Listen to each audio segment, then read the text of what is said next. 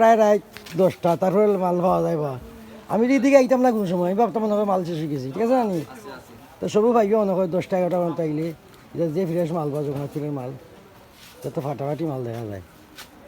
সবজির দোকান 11টা বাজে গেছে নাকি তারপর তো হওয়া যায় নাকি মুখে কত ওইটা 60 টাকা। আর টমেটো গাজর কত? আচ্ছা আর ইটা পিস কত এইটা? আচ্ছা আর আগের চেয়ে কোনো কমছে দাম কিছু না বাড়ছে? কমছে দিতে দাম কম লইলো, কমার দরকার। আচ্ছা আমার তো মাল তো সুন্দর মাল রাখতে পাওয়া যাবে, তো কোনটা তো নেওয়ার দরকার আছে নাকি তা? আচ্ছা নিতাম কিতা দিলাও টমেটো কতই দেওয়া যায়? কাঁচামরিচ কত? 250 টাকা কমছে আমি গো। আচ্ছা লাভও দেখা যায় আছে, সব তো আছে।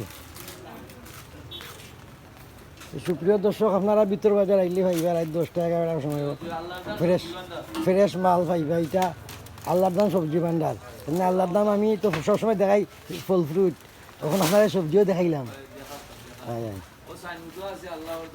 না ঠিক আছে, সেখানে আল্লাহর দামে রাইজ করে দিছে। এইটাই ফলও তারা খুব ভালো ভালো ফল ফ্রুট আনি আস্তে বাজে মাঝে সেরা।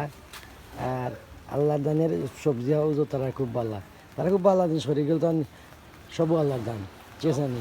এটা তো আল্লাহর দান নি, সেটা আল্লাহর দান।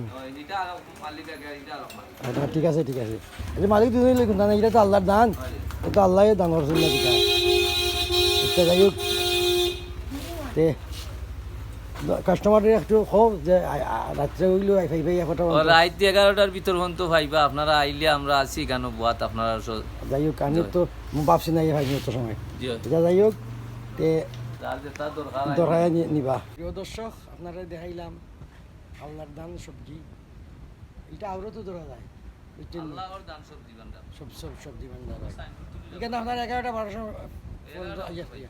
পাইবা, এখানে ফ্রেশ সবজি যখন পাইবা আপনারা। তাই এই পর্যন্তই, ভালো থাকো, আল্লাহ হাফিজ।